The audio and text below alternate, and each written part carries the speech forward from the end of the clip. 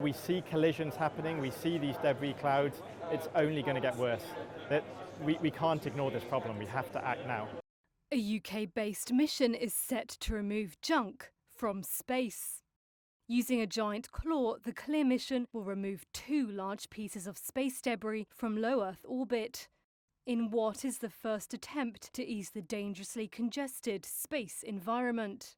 As far as we know, will be the first removal of a real piece of debris from orbit. So we're not taking it with us.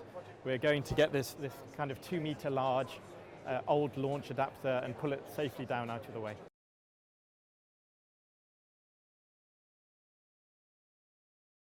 Space debris, also known as space junk, is made up of discarded launch vehicles or parts of spacecraft.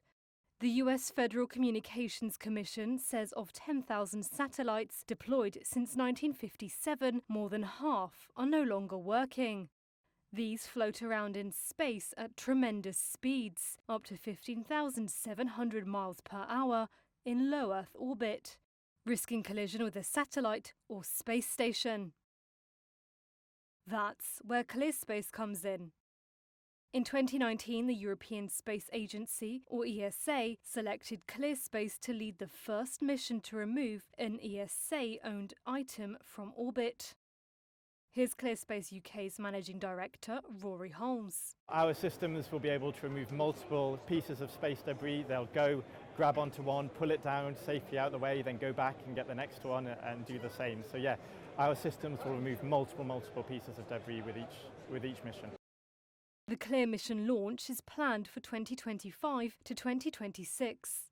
Along with a consortium of companies, ClearSpace hope to remove 2 UK-registered objects that have been inactive for more than 10 years.